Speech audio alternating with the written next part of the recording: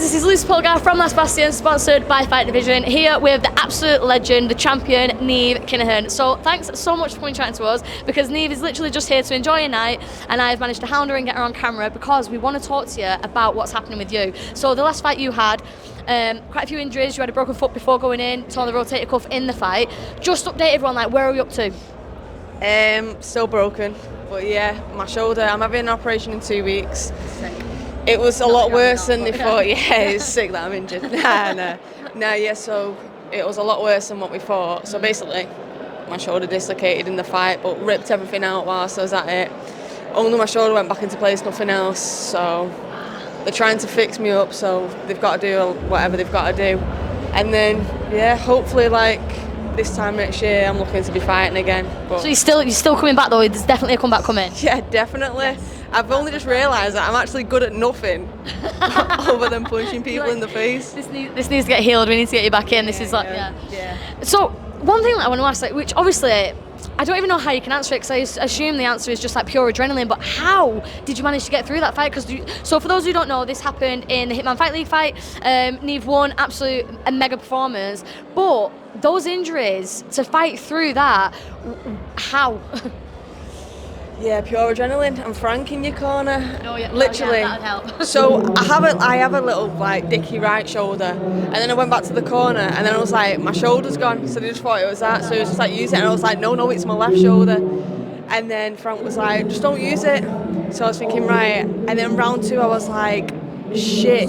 Yeah, like I can't move. And then got back to the corner, and then I was thinking, nah, there is no chance I'm leaving here without winning that belt. I was like, promise myself, promise everyone around me, like, yeah, I've just got to go through it. I'm injured now, it is what it is, I'll deal with the consequences. But yeah, pain, never felt anything like it. Wouldn't recommend doing it. No, that is like pure, like, fighter through and through, because you've literally just said it is what it is. For most people, that phrase, it is what it is like when you get caught in a traffic jam, or you're like, held up at work or something. That's an is what it is, not when you've ripped your shoulder out, broken your foot. Most people would not say it is what it is for that. So fair play to you for just like absolutely smashing through it.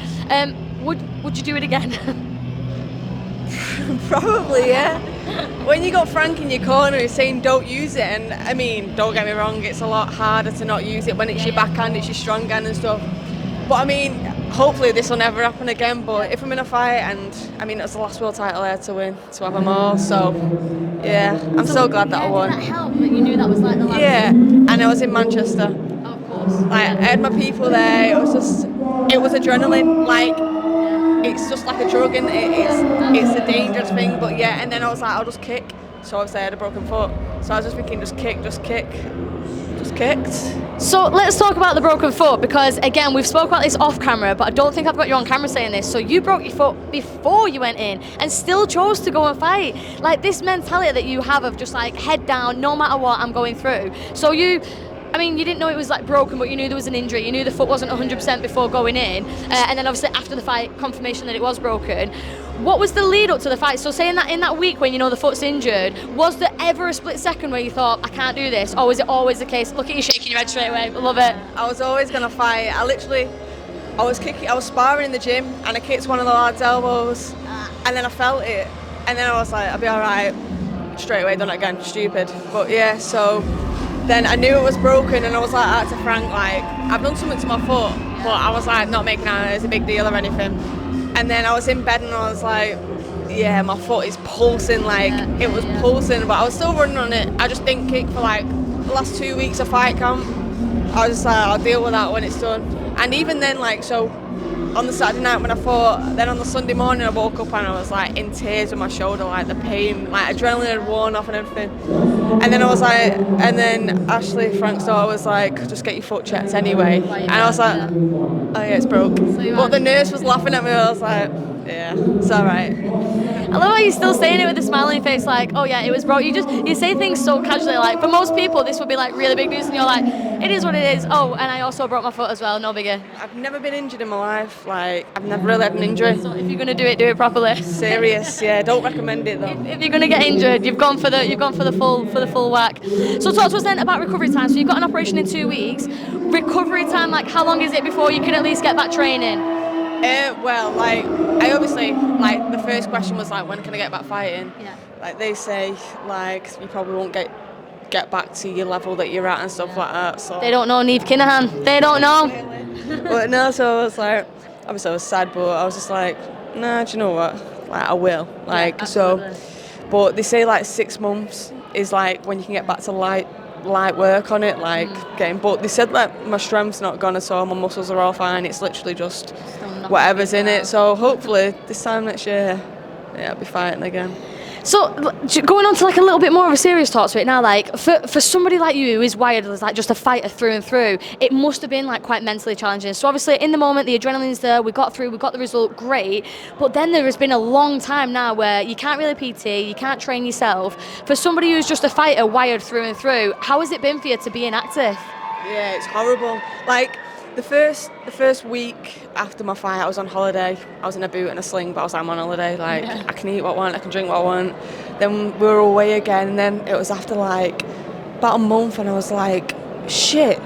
Like, I really like thought I didn't like running. I didn't like. Yeah, you're missing it. Yeah, like just like the grimness of it. But I'm just like, and then I went through a phase of thinking like. Just feeling feeling a bit down, like what else can I do? Like I can't do anything. My routine is a mess. Like it was just a little sad period. But then I was like, get a grip of yourself, sort of thing. Like you're never going to be back to where you are if you're just feeling sorry for yourself. So. Yeah. So do you think that's what's like helped you sort of push through, is the fact that actually this isn't game over for me and I have got stuff that I want to achieve, so I've not really got time to like stay in that sadness for too long. That's helped you sort of get back on? Yeah, of course, because it's straining on anything. Like I've done it since I was 5.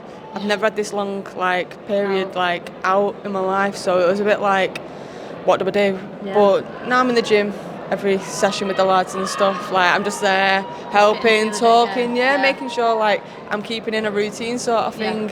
And it's nice. I feel like even being here tonight, obviously I should have been on the show. It's a bit crap, but it's what it is. I'll be back, so. Yeah. I'll be back. Yes, I love that. I'll be back. I feel like we need like a little Terminator thing across you there. Absolutely.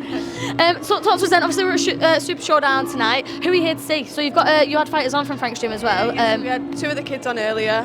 They done well. They both didn't get the decision, but both of them could have gone either way, but one of them really should have gone the other way. Yeah. But it's learning. And then we had another lad on, Ben. It was his 3rd fight, his first pro fight. And he was sick. He got dropped in the first round with a head kick and just took over. And Raza as well. Raza lost, but still young, gaining experience, so it's good. It's nice to see. Yeah, it's nice to see him. So we was watching from the balcony and we saw one of your lads fighting, and the one thing we noticed was the resilience. So there was a point where he came out in the first and second, absolute power shots. I'm sorry, I can't remember, the gold shorts on. Is that Raza? Yeah, so like pure power shots, and he looked like he was like going to absolutely nail it. And then it went the other way probably just through experience and obviously point scoring and that. But the first couple of rounds when he come out, it was like you could tell he was Frank's lad. Like there's just like a heart and a grit and like a power brawler side to that.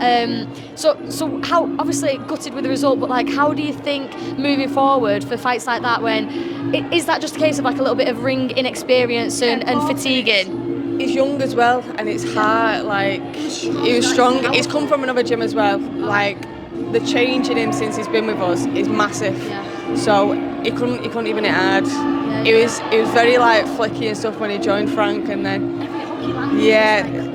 he's just got to work on it, hasn't you? And it's just, obviously, he'll learn from this again and again. And he probably will have another loss in his career, but gain experience, and he'll come back to the gym and he'll be told how it is. And I get the Frank telling off. We all love that. So it's Frank's birthday today, is that right? Let's give him a little shout out. So massive happy birthday, Frank. Obviously, there's a massive, massive connection with you and Frank, and you can just see it when you see us together or you see us on your Instagram.